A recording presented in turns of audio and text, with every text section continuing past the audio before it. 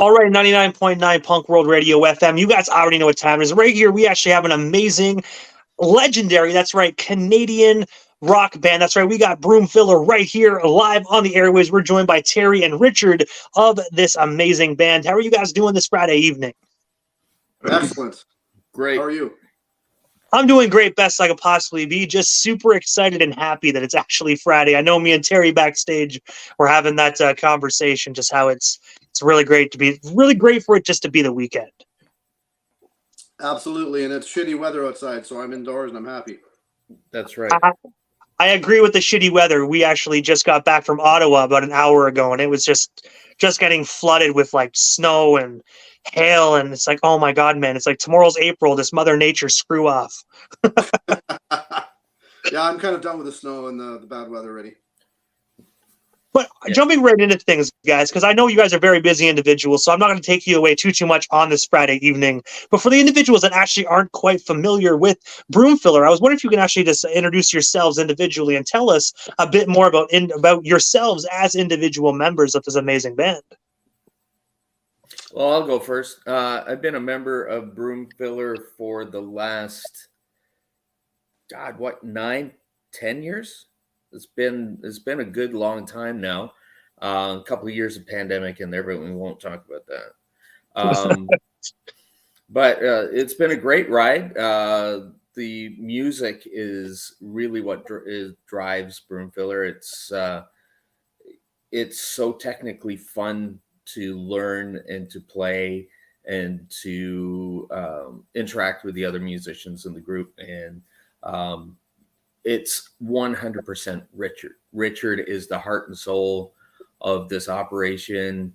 Everything that we do is because of Richard. And I've had a lot of fun and learned a lot by playing with Broomfiller over the last few years. Shut up. Learned a lot from the mistakes, I guess. The mistakes of running the band. So my name is Richard. I have a small part to do with the band, I guess. I started it way back in like 96.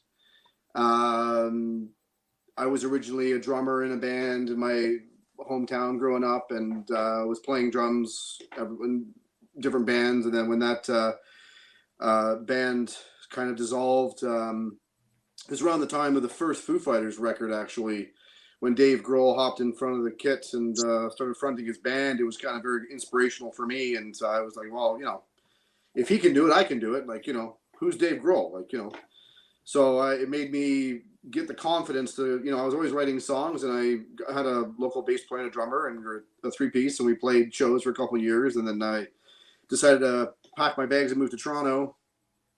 And I had to get new guys to play in the band because they didn't want to move as well.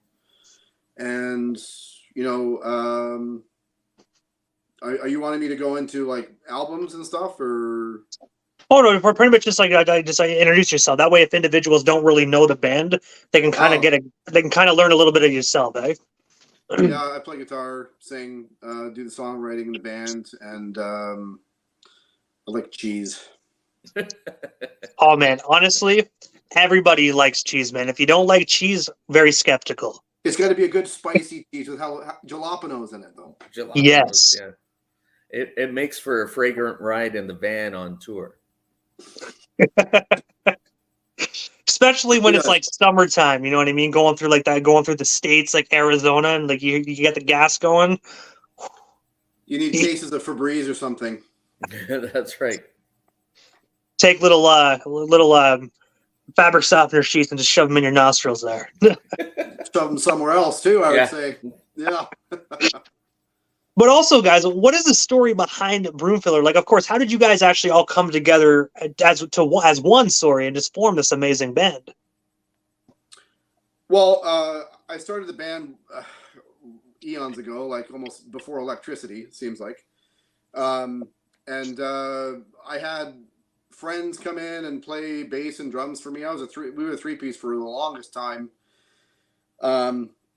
And the first album that I wrote was called Watching the Girls Go By. It was released in 2002, and we toured Canada for that as a three-piece. And then the next album was released in 2006. That was Enter the Storm, and I recorded that entire album myself in my studio, so I played all the instruments on it. And then we toured the States heavily for that album, and we toured a little bit in Canada, but it was mainly the States. And then I got pretty burnt out because when you're kind of trying to wear a lot of hats at the same time, it's it's a live and learn process. You're trying to get things the way you want it, and you're trying to compromise. And I got burnt out, and I sort of had several years where I was just not interested in doing music anymore. I just kind of got burnt out. I still wrote a ton of stuff, but I just sort of didn't feel like playing live. And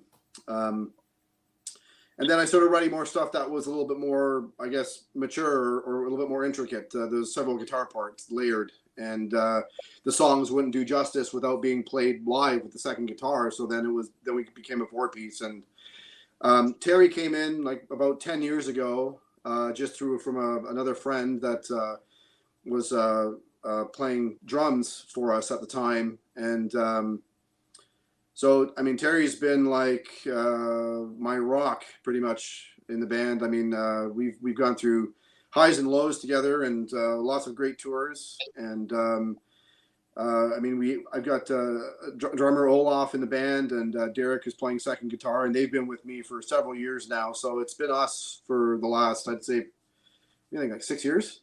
Yeah, probably that. Yeah, something like that. So.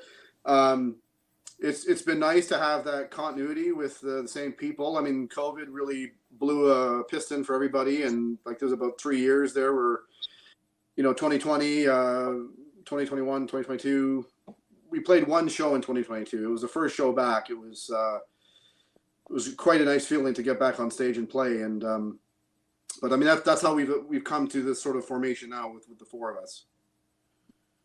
And also as well, on July 9th of 2022, I know you mentioned it briefly a few moments ago, you guys actually released your debut studio album titled Watching the Girls Go By. I was wondering if you can actually just tell us a bit more about this a monumental album. And of course, like, is it actually still available to be streamed or purchased today, 21 years later? Oh my God, has it been that long? Yes, it's available on like all the places you'd be like iTunes, Apple Music, Google Music, all that stuff. It's on Spotify. How did that come about? Well, actually, ironically, we were entering a contest to get into the Vans Warped Tour, and we had to submit a song. And when I moved to Toronto, I didn't really have anything that was new and whatever. And I wrote this song called Decide Inside. So I rented a studio space, and we recorded at this recording studio called Ruminal Records, which is like in West Toronto. We recorded the song there. We submitted it, and we ended up getting on to the Barrie show for the Warped Tour, which was like, this is pretty awesome. And so a lot of people seemed to like the song. So I was okay, cool. So then I ended up I had more songs, and we ended up booking more time at the same studio. And I ended up playing half the instruments, all the instruments on half the album, and the other half of the album was the guys that I had in the band at the time. And we actually had a record deal with a label in Vancouver. And then so they helped us out with that, and we ended up we did that big tour, and yeah, I mean, there's still songs on there that we play live. I think is still pretty cool. Decide Inside is one of my favorite songs. I love that song. And when you actually mentioned a few minutes ago about the Warped Tour, were you guys on one show, or did you guys actually go on the actual tour across North America with Vans? No. I wish we would have. It would have been great. We played on the Barrie show, which was incredible. It was like the Ernie Ball stage. They had this competition for like up and coming bands to play, and this is a stage that they had like in every city, and we were fortunate enough to play there and meet lots of great people, and it was a real blast. Definitely experience. And it's such an amazing festival. I really wish they'd bring that back, man. When I heard that Vans Warped Tour, like I think it was like 10 years ago, was the last one, it broke my heart, man. Not only because I never had the opportunity to go, but just because of the fact that amazing bands like yourselves really had the opportunity to be showcased, and now that outlet for amazing bands kind of got taken away. Yeah, I mean, it had a run for like, what was it, at least 20 years or something? It was, I think like that, yeah. yeah, I mean, it was like, when you're even before like a preteen, a teenager, whatever. I mean, that was like the best bang for your buck to go and check out so many bands. I mean, like there was so many stages, so many bands. There was so much, I don't know, just music scene. Like, there's like tattoo artists and this and that and whatever else. I mean, when you're a kid, you're probably going to get in shit for getting tattoos, but like, it was just, you were basically meeting people from different musical scenes and musical genres, kind of the same genres, but different. Like, everyone sort of was the same, but not. Everyone had their own identity, and it was incredible. It was a great experience. I mean, I went to like even like Edge Fest, we would do that, and what was the festival that Arlie Peace did? Oh, I picture it in my head. I remember this was back in probably like the late 90s when it was like the summer festival, eh? Yeah, it was also in the early 2000s as well. Like, oh damn it, this is gonna drive me nuts now. Yeah. Well, once we get off the air, I bet you all three of us are gonna remember. Gonna be like, that was it. But I mean, Molson Park and Barrie, that was a place where we would go, right? And it was like, it had like a big main stage and all these other stages around. It was just like always packed, and it was just memories that you could just never get rid of. They're just such great kick-ass memories, either when you're playing or when you're actually just there to enjoy other bands. Yeah, Molson Park was definitely the best venue back in the day. I mean, saw a bunch of Canada Day festivals there, and Lollapalooza in '92 was Somersault. Somersault. That's the name of it. But yeah, they're just a fantastic vibe, and everybody's just kind of drifting from stage to stage, and the mosh pit is there, and everybody's kind of helping each other have a great time. It was unreal.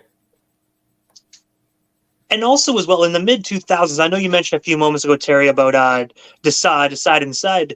In the early 2000s, that music video for that song was actually aired on Canada's own Much Music. I was wondering if you can actually just tell us a bit more about that. And of course, what was it like just seeing your guys' music video played on such an amazing, back then, obviously, such an amazing nationally syndicated music television program? Well, Terry wasn't in the band back then. That was back in 2002. But we were talking about Decide Inside, right? Yes. Yeah. I just remember he said that was his favorite song that to actually play. Oh yeah, it was a great song. Yeah. Well, I mean, I'll let you answer. Sorry, go ahead. No, I can't answer that. You have to answer. Just bullshit something. No one's gonna know. Oh, it was fantastic, man. That clown suit you were wearing was hilarious. It was unreal. Wait, that was you in the clown suit? Yeah, I looked like a long-haired drummer. Yeah, exactly. I mean, like, there's a weird story behind this because George Stroumboulopoulos, when he got the song, he liked the song, and I would see him on Queen Street a couple times, and I'd say, here, give him a CD, and he'd listen to it, and next time I see him, I'd follow up with him, whatever, and I said, we're going to be shooting a music video for it, and he was interested in it. But back then, it was all like film. It had to be film. It could not be any integration of video whatsoever. So I put in a Video Fact grant application and had all this idea for the video. And I submitted it, and they turned it down. So I said, okay, fine, fuck it. I like the idea. I think the idea is great. I'm going to shoot it on my own dime. So I went and I shot it, on a little Bolex with 16 mil. And then the beginning and the end part was shot on like a high 8 camera or whatever. Like, we didn't have enough film to shoot the beginning and the end. But the main actual performance in the van part and all that stuff was done on film. So I edited it together and submitted it on, Digibeta, and they loved it. They ended up playing it, and then it was George on his show, that actually on air was saying, this is a really cool video, and it was because of his mention we got a little bit more play, and we were kind of on like a light to medium rotation on Much Music, which is like mind blowing. But it was a big kind of like fuck you, because nothing changed in the idea of the video. Absolutely nothing changed. Everything in the video in my application for Video Fact, Much Fact, was the same in the video. The problem that they had with it was because in there I said that this was going to be shot on film and this was going to be shot on video. So I was being too honest about what I was doing. I should have lied. But, you know, in the end, I shot it the way I shot it, with video and film. And then when I submitted it, they're like, oh, this is great, we're going to play it. And I'm like, really? So it was a really weird story behind that. But I mean, we ended up getting some, you know, decent airplay out of it. And we got a few extra gigs at like Edge 102 and a few promo things from it. So it was kind of a nice little bit of a small wave that we rode for a bit. But it was just a bit of a battle just to get that, which is kind of weird. Now anything could be shot on like your iPhone and it's beyond good. Right. But back then, like if any sort of hint of video, no, like you were banished. Had to be filmed.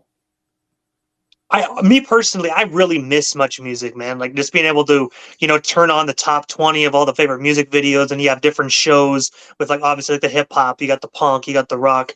I really think, I know it's 2023 and everybody has access to YouTube, but I really think just for us old people, you know, get Much Music back. Because honestly, I think just sitting back and really watching the countdown is better than just searching on YouTube. It really takes the essence away from watching music videos, in my honest opinion. Absolutely. I mean, I grew up, we had like, you know, bunny ear antennas and we had no cable. So I had my friends in high school, I gave them a VHS tape. And I said, here, can you tape me, like, I don't care when, just tape me the whole thing full of Much Music. And so I would get it. I'd come home and I would have that. And I would watch it over and over. That's how I discovered like Dwarves and like the Killer Dwarfs and like Melvins and all these other bands that were just on rotation. I was like, holy fuck, like these bands are incredible. And I didn't know about these bands. I would have never have known about it had I not like had my friends record it on VHS tape. So I watched that tape over. I probably wore the tape out. Like it was just on repeat. That was my social media exchange back then. And also as well, on May 30th of 06, you guys actually released your second full-length 15-track album, which is actually one of my absolute favorites by you guys, titled Enter the Storm. I was wondering if you can actually tell us a bit more about this record. And of course, like, do you guys have any plans to maybe kind of like re-release that as like a remastered at some point, or are you just going to keep it just that's the perfect way that it actually currently is? I have to say you're too kind. You're very kind, I have to say. Wow. I'll pay off after. That album was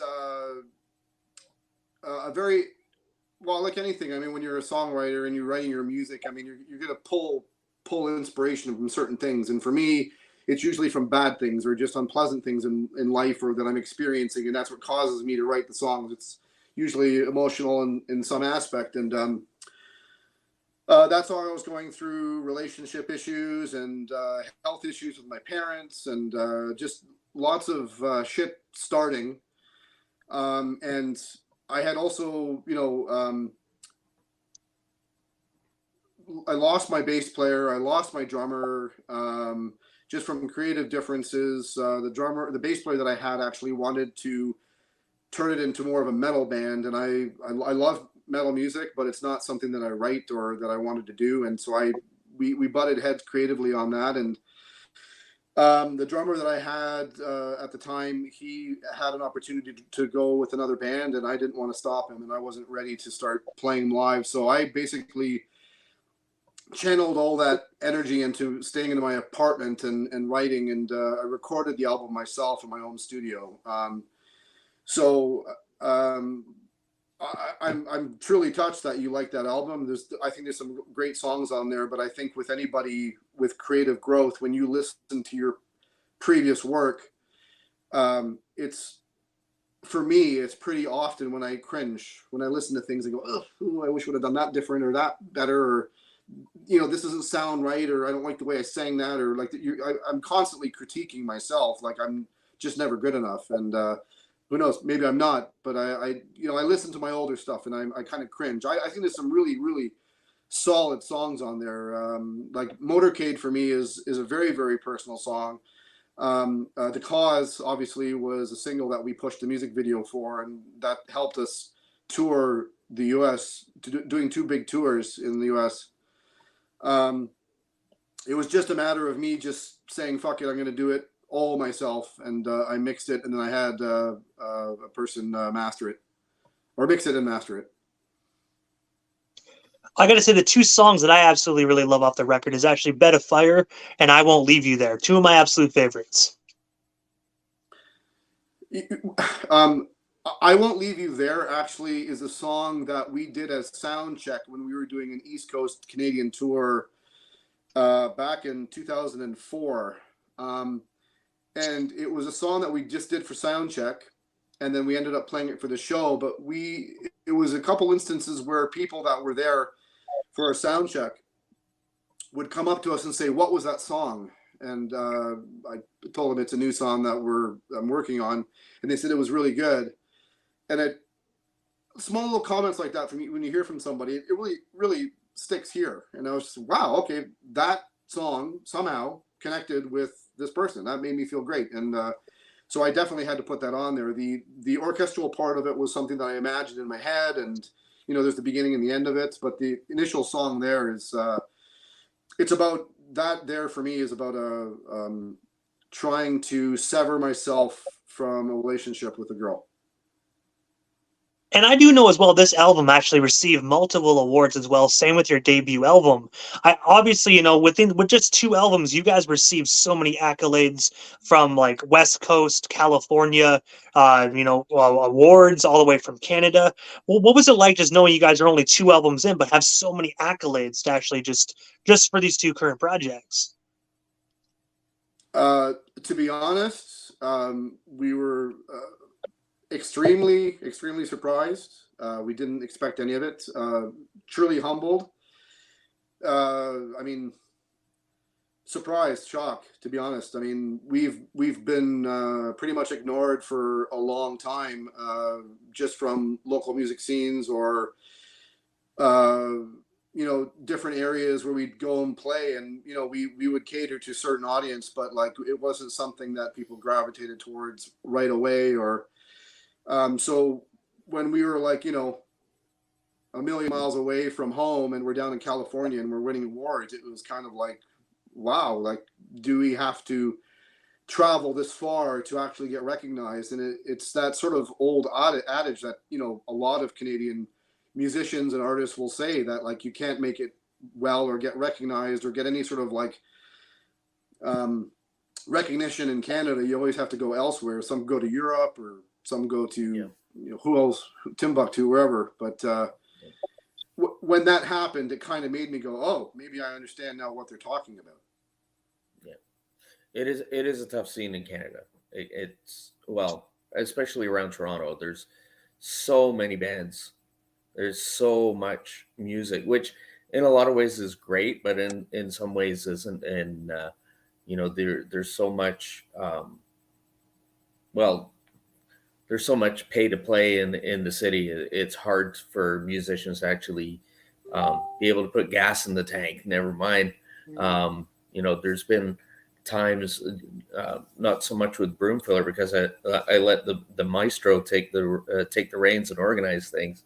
It's nice just to be able to sit back and play bass. But with some of the other projects that I've done over the number of years, and organized shows and promoted shows, it's tough doing a 4-band night and you're doing a $5 cover, 40 people show up. You're dividing that $200 if you're lucky between 4 bands, and that's on a good night. There's nights where you're playing to the room, right? So, or just playing to the other bands, and you still have to pay the sound guy. And you still have to pay the sound guy. Exactly. Yeah, it can be a real grind sometimes. It can really, really wear some people down.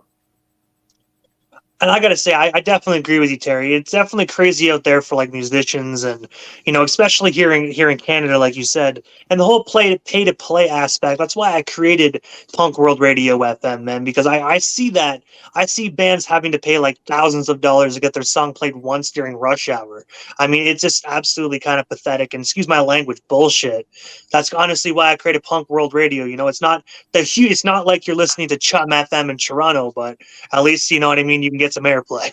Exactly, yeah, and we appreciate it. Anything that gets the music out so that people can hear it is very much appreciated. And also, one of the last questions I It's not have for just granted. in the early. Oh, my apologies, Richard. My apologies. You were saying? One of the last questions I actually have What's that? just pertaining to like the Sorry, it's early. getting all.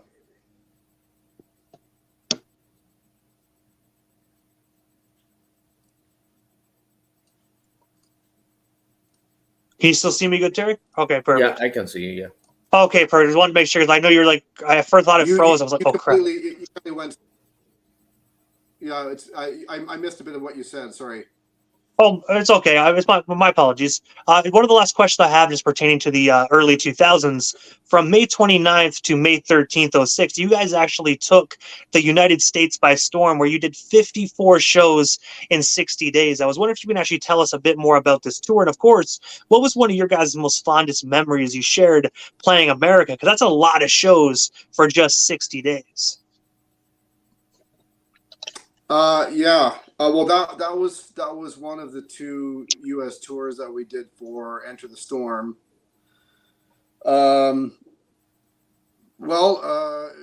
Geez, there's so many stories. There's so many stories about it, but we played Angel Stadium, and not like as in the whole stadium. There was like this sort of punk rock tattoo fest thing that was happening up in one of the mezzanine areas of Angel Stadium. And so we played as part of it. It was on a big stage and everything, but it wasn't like we played to like tens of thousands of people. It was probably a couple thousand people there. We played there, and we also played the Grove in Anaheim, which is 1,000-seater, and that was for the Orange County Music Awards. And so we played The Cause, and then we ended up winning Best International Act. And the funny story is that our bass player at the time, Andrew, was he was feeling quite ill on the couple shows leading up to that, and it was to the point where we actually had to take him to the hospital that morning.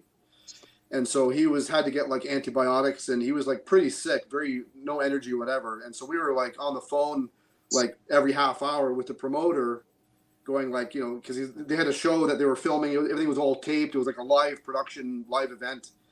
And we're like, holy fuck, like, we got to get back there. And so we were waiting to get his prescriptions and everything else. And we finally jumped in the van, and we like drove back, and we literally got out of the van, ran through security, ran up towards the backstage, grabbed our guitars, and then literally within 4 minutes, we were on stage playing in front of 1,000 people. Like, we didn't have time to like even like people set the shit up for us, and it was just like, holy Christ, like, the curtain opens. We're like, okay, here we go. And it was just like so crazy. So that, I would say that would be probably one of the most memorable stories, just because it was just like you're kind of like living 5 minutes behind you, and you're like pushing forward into this like scenario. The curtain opens up, and you're like, holy shit, there's a lot of people, 1,000 people. It's insane. When you guys are rushing to the stage, because obviously I just got to know this personally, man. Like, when you actually like were rushing on the stage, did it all come once those curtains opened and you guys hit the stage and your picks hit the guitars and those sticks hit the drums? Did it just come naturally to you, or were you kind of like, it sounds bad to say, messing up a note or two at the very beginning just because you were so rushed to get on? I mean, I'm sure there was probably a few flub notes, but it wasn't anything that's people really would have noticed, I don't think. But I mean, the adrenaline just kicked right in, and it was just like, it felt very, very natural, but scary at the same time. But like, as soon as the curtain opened, it's kind of like, holy shit. And then, okay, let's do it. Let's fucking do it. And then when the first, beat came in for the Cause, it was like, oh yeah, let's go. And it was just like in that comfortable zone, but it was like riding that high, like the adrenaline was just like, holy, like after we were done, and the curtains closed and we were off. We were like shaking and hugging each other, like, oh my god, that was great, right? And we were packing our stuff up. I'm like literally packing a cord, wrapping my cords up, and then they were announcing the winner of the international. The best international act, and then they called us. We're like, holy fuck! And we started running through the curtains, and the tech guys were like, no, go over here. Like, we didn't know where to go because we were still backstage, like wrapping up our cables and stuff and packing things away. And then so we had to run around, and like we looked like fucking idiots, but it's like funny. Hey, but you know what? At the end of the day, man, it's still pretty cool that you rushed on stage, you did that amazing performance, and you still actually ended the night with an award in your guys' hands, man. That's a truly monumental night. Absolutely, it was something I'll never forget. And also, August 28th of 2015, I know we're jumping ahead in the timeline a little bit. And I know, Terry, you're actually part of this actually amazing third full-length album. I was wondering if you could actually tell us a bit more about this record. And, of course, what was it like just actually playing on this particular record, man? Because this actually has 10 amazing songs on it. Well, to be honest with you, all of the playing on the record is Richard. Really? Oh, he's just a crazy talented guy, and to be able to bring those songs to life live has been a great honor for me. That's one of the things that I love the most about working with Richard and doing shows with Broomfiller is that in a lot of the other stuff that I've done, it's been very loose and improvisational. With Broomfiller, I follow what Richard's written. I do exactly what Richard has laid down, well, as best as I can. And it's like the Chapo here. It's just no, man. You know what I mean. Like I want to for sure. I want to play the song the way that it's written, and that's been a different challenge for me, and it's been great. It's been something that's been amazing. So I can't really answer what it was like to play on the record, but to play on tour with Richard and to bring that record out live to people across Canada was truly amazing. And when you sit back and listen to that record, I would have never guessed that it was actually just Richard the whole album. It's like it just shows how talented you really are, man, to bring an album like that to life, man. I actually didn't know that. I thought it was a whole band conjoined effort, but that's really cool to actually know. You learn something new every day.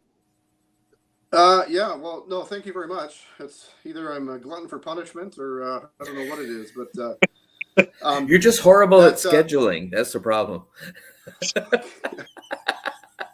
Yeah, I have my pros and cons. I think everybody does. But, and I gotta say, the one song for that album. Hold on, I was gonna say one of my favorite songs off that is actually "High School Reunion." My apologies, Richard. Oh, High School Reunion. Yeah, no, that's. I'm glad that you like that. It's a great tune, and it's a very, very strong theme about bullying. I was severely bullied in the later part of public school and the first couple of years of high school, and it was very, very traumatic.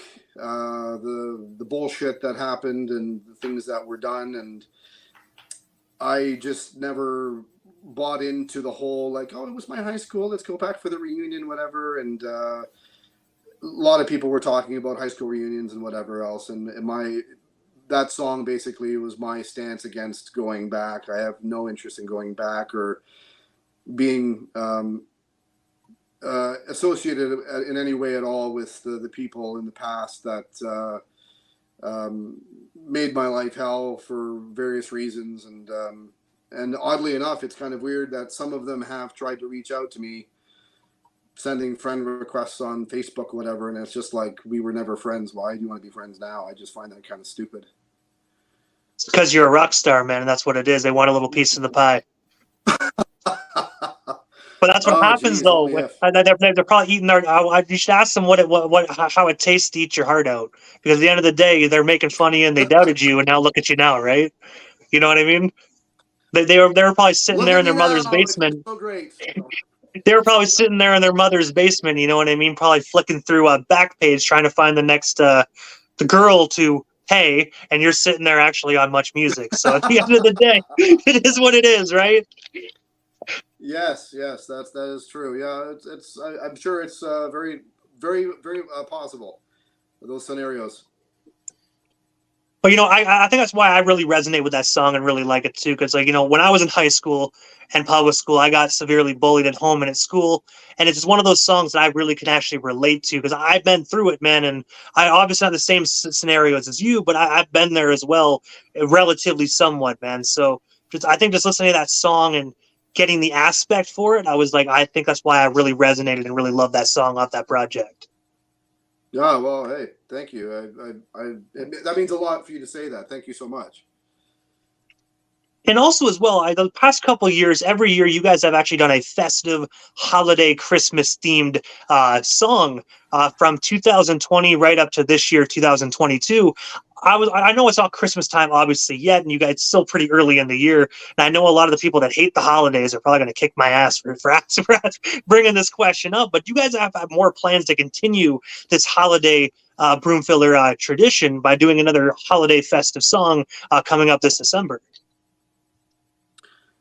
Yeah, and you know what? Oddly enough, years ago, I fucking hated bands doing like Christmas covers. Like I just thought, why? Like I like the old Christmas classics, whatever. And you'd hear bands doing like punk rock versions or rock versions or different genre styles of classic Christmas whatever. And I thought, yeah, that's it's cool, but it's not my thing, whatever. But the catalyst behind all of this was that. My wife's goddaughter, she just turned 14 now, but back 3 years ago, she was battling her leukemia for her fourth time. She's had leukemia since she's been 3 years old, and she was a flower girl at our wedding, and she was going through treatment and everything, and lost the hair and everything, and so during the well, this is actually before, well, I guess it was the pandemic. She was actually going through a really, really tough time. And I was trying to think of a way something to be fun and to try help raise some money. And so I thought, okay, what the hell? I'll find a public domain song that I don't have to pay royalties to do. And that's something that's everyone knows. So I chose Silent Night. And I invited a bunch of friends, and a little plug here, but Terry plays in another band. It's a fantastic band called Boiler Beach, and you definitely have to do an interview with them and get them on there. But Terry's been kicking some ass out in Kincardine and all around Southern Ontario with that band. But he was one of the first people that I asked to join on the project and just sort of donate the vocals. I did all the music. I recorded it here at my studio, and then I got a bunch of different bands and artists to donate vocals for the song, and then everyone records themselves at their own location, and then I edit it all together and make a video, and that sort of happened, and I made all the funds go 100% of the song sales. I put it on Sounddrop, so it's on iTunes and all this. You can buy the song for 99 cents, and all the proceeds are going towards Sick Kids Hospital on behalf of Sarah Hamby, which is my wife's goddaughter.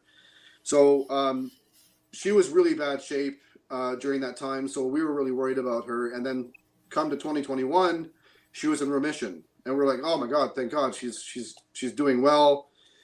But I said, fuck it, we're gonna do another one. So that's why I did Jingle Bells, and got Terry with Boiler Beach on there again, and a couple other bands did it again, and then this year, she relapsed again, and so I did Joy to the World for Christmas 2022, and the good news is that she was currently battling her leukemia for a sixth time now, and she just turned 14, and she is now in remission again. So they That's good to hear. They did a special treatment, a special plan. I don't know what the terminology is for it, but she is in remission, and hopefully this is the last time she's in remission, that she's going to be good and healthy and strong and live a life. So to answer your question, yes, I'm going to be doing this every year that I possibly can, for Sarah, on behalf of Sarah, to Sick Kids Hospital in Toronto, because that's the place that she's spent the majority of her life. It's I'm on. It's a very strong and meaningful and actually emotional subject for me, because it really hits home, because she's like family to us, on my wife's side, and it's just any child that is suffering from cancer or anything like that, it just really fucking upsets me. And if there's something that anybody can do, if anybody has lots of money to donate to a hospital, that's the best use of money, in my opinion. And I have to ask, guys, like, what is next for Broomfiller? Like, is there anything we missed during this evening's interview? Anything else you guys still want to talk about or promote? What was to got you here live on 99.9 FM here this Friday evening? Well, I mean, Olaf being naked and wanting to cut his hair off. Yeah. Yeah. Just because he's not here to defend himself. That's right. Yeah. Yeah. I've been demoing a lot of new tunes over the last couple of years, and procrastination seems to get me every time. But I'm actually recording vocals now, finally, for a lot of these songs, and going to be introducing them to the guys. I'm really excited about it. Derek, who plays second guitar, he's got his own mixing and mastering studio and like a recording studio, Alchemy Mixing, and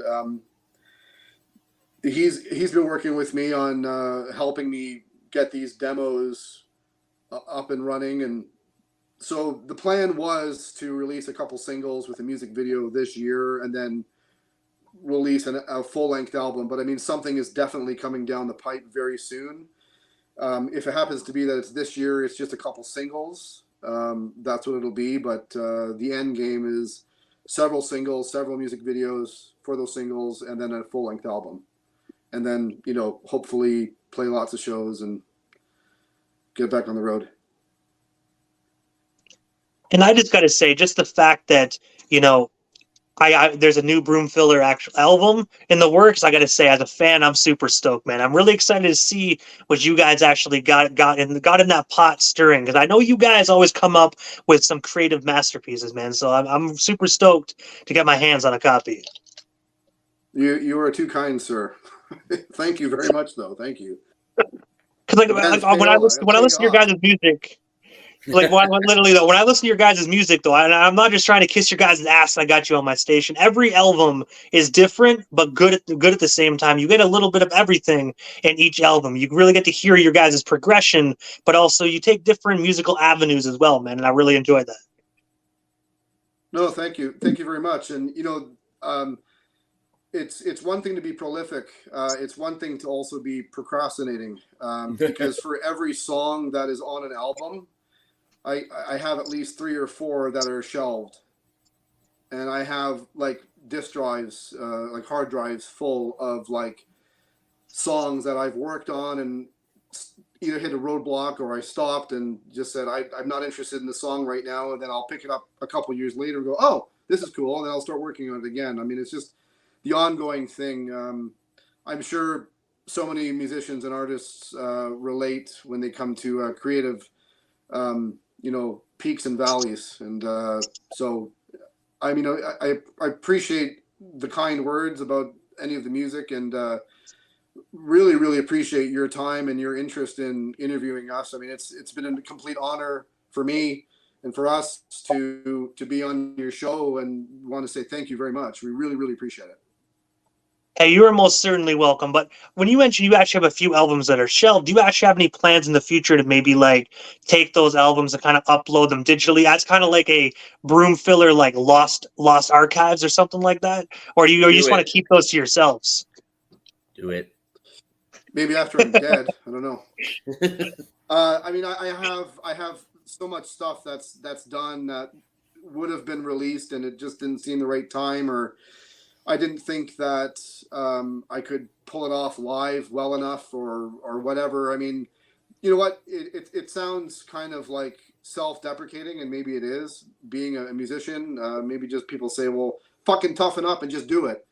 which is, maybe part of the problem or part of the solution. I don't know, but like, you kind of beat yourself up. You write things, you want to write it for yourself, and then you start thinking about, well, will somebody else like it? And I don't go there anymore about like, well, will somebody else like it? Because I don't write for anybody else. I write for me. And it sounds kind of selfish, or maybe, I don't know, I'm not sure what it would sound like, but at a point when you have to make yourself happy and you're making yourself vulnerable in these songs, and if you're happy with that, you put that out there, and if somebody can make a connection to those songs, then that's the gold right there. Yeah. And I think sometimes when I'm writing a song or working on a song, if I don't feel that I'm at that level yet, that's why it gets shelved. Yeah. I think a lot of artists, especially like the best artists that I've known anyway, doubt themselves. They have a high level of perfection, and they want to make sure that what they're putting out is absolutely ready and absolutely 100% the best that they can do. And sometimes that's a real shame, because it prevents people from being able to hear some of that, or see, depending on the artist and the medium. It prevents people from being able to experience that. And I think we're getting into an age now, or we've already arrived, where there's so much access to different media, and there's so many ways that we can get that media out there, that maybe it is time to say, okay, well, I've got this massive back catalog, Richard, of stuff, and maybe it's time to start letting some of those little birdies fly and see what happens, see how people do react to it, because nobody's going to react to it if they can't hear it. That is true. Right. Yeah. The last thing you said, no one's going to react to it if they don't hear it. It's true. I actually have a question for you. You said something that triggered a question for me. So you're saying that you asked me a question about Enter the Storm, whether it's going to be like remixed, remastered for, the 20-year or 200th year anniversary, whatever it is. So my question to you is that if you heard of a band doing that, would you rather have them do that, or would you rather have them hit the studio and re-record the entire album again fresh? Ooh, that's a hard one. I mean, that's hard. I'm not gonna lie. Depending on the band or the album, I would say remastered. Or, I mean, if I'm talking about just that album, I'm greedy. I kind of want both. You know what I mean? But I mean, to answer your question, honestly, though, I would really love to just hear a remaster, because I think just the way it's recorded, in my honest opinion, is perfect the way it is. Just kind of remastered, just kind of like, obviously, because this was recorded in the early 2000s, right? You can kind of take the quality of the recording and kind of like enhance it. Because I think the way you guys recorded it in 2002 is absolutely perfect the way it is, in my honest opinion. I think just enhancing the quality is actually would be good enough. Like, I mean, if you guys want to record it, obviously, but I mean, I think the way it is perfect. Are you talking Enter the Storm, or are you talking Watching the Girls Go By? Sorry, and Enter the Storm, my apologies, the 06 album. Oh, okay. Yeah, that's the 2006 album. Yeah, okay. All right, yeah. No, I just was curious. I wanted to pose that question back to you, because I've been very tempted to go and re-record the whole damn thing, because there's parts of it that I listen to and I go, I hate that part. I hate this. And there's so many things I'd like to add and change. And it's like, well, I don't think I can do that. But like, I mean, really, the world is your oyster. I can do whatever the fuck I want, but it's a matter of questioning whether I should, I guess. I don't know. Because I do remember, like, back in the day, like, I do know, obviously I'm not trying to compare you guys to Wheatus, but this is like the best way I can say, because Wheatus obviously made the song Teenage Dirtbag, and I think in like 2001, they re-recorded it 20 years later as adults, and I gotta say, it didn't really hit the exact same as it did back then. Like, it was good, don't get me wrong. I love the band, I've interviewed Brendan, but just their re-recording just didn't really have that little, like, that slap to your face when you listen to it. You're like, that is the song. It didn't have that spunk to it. You know what I mean? Yeah. No, I actually didn't know that they re-recorded that song. I mean, that's a killer track. Yeah, I think they did it just because I read that they actually, well, he told us a story actually here on the radio station. Like, I guess they lost their master recordings to it. So instead of just actually fighting for, they lost them somehow. So I think they, instead of fighting for them, they just re-recorded them all completely. I mean, the re-recording is great, but if you put it side by side with the original, it's like, you just like what you like, and you obviously, if you grew up with the original, you're gonna love the original first. Yeah. Well, that's the thing, though. You have all these sonic nuances that you're so memorized by the original version that you've listened to like a billion times. So now you're using that as a comparative to the new version, which is going to have different nuances that will never be the same. So it's kind of like, are you being disappointed? Or are you being excited? It's kind of like that letdown almost. I understand what you're saying, but Yeah, it's kind of like you're kind of like you're conflicting yourself in a way. It's like you love the band, you love the song, but you're like, it doesn't sound the same. So you don't hate it, but you're like trying to love it. You know what I mean? But your mind keeps going back to the original recording. The other thing too is if nothing's going to replicate the first experience of that song, right? Like, and it's like with movies as well. You know, somebody can remake a movie, and it's like, yeah, it's okay. I've never seen a remake of a movie that I've gone, wow, that was way better than the original. Other than technical. Ocean's 11. Ocean's 11 was good. Nah. I liked Ocean's 11, the new version versus the old, but really. But I get what you're saying because the majority of the remakes kind of blow. Yeah. Oh yeah. I mean, don't get me wrong. I'm a big fan of the Pitt and Clooney Ocean's 11. Watched it not too long ago with the kids to introduce them to that kind of genre and get them off their goddamn phones. But but it's I just think that that's a large part of it when you try to recreate that magic of, especially with something like Teenage Dirtbag. I mean, that was such a out of left field song, right? Like, it came out of absolutely nowhere. Nobody was expecting to hear something like that. Nobody knew this band. Well, very few people knew this band, right? And then all of a sudden it's everywhere, and it's such an impactful song because it's got that visceral connection to your teenage years and that awkwardness and the whole. It's such a stroke of brilliance, like really, really brilliant song. I also didn't know that it had been re-recorded. Now I'm curious to listen to it. Yeah, I'm gonna have to find to see if I feel the same. But I could imagine that's a large part of it as well. I mean, you can't recreate that surprise. It's like seeing the second Matrix movie, right? Yeah. The first Matrix movie was like, wow, what is this? And the second one was like, yeah, that's cool. What I'll do after actually the interview, when I send you the link to this interview as well, I'll make sure that I actually send you the links to the I think it's a 2020 version of Teenage Dirtbag. That way you guys can give it a listen. It's like I said, it's good, but it's not as good as the original one. No, that'd be great. I'd love to hear it. But also, guys, before we actually part ways this evening, obviously I know how to find you guys on social media. But for the listeners that actually isn't following Broomfiller, how can they actually follow you guys and stay updated on everything you guys currently got going on all social media platforms? Well, you can find us on all the socials like Bandcamp, Instagram, Twitter, Facebook. I mean, just type Broomfiller, you'll find us. Our page, it's usually just /Broomfiller or @Broomfiller. That's basically it. I mean, the website right now, the URL broomfiller.com, is being pointed to our Bandcamp because the website's completely being revamped, and so that should be up hopefully soon within the next couple of weeks. But yeah, we're on all the socials and got a bunch of old merch that we're going to be selling, and some new merch coming, and hopefully some new music.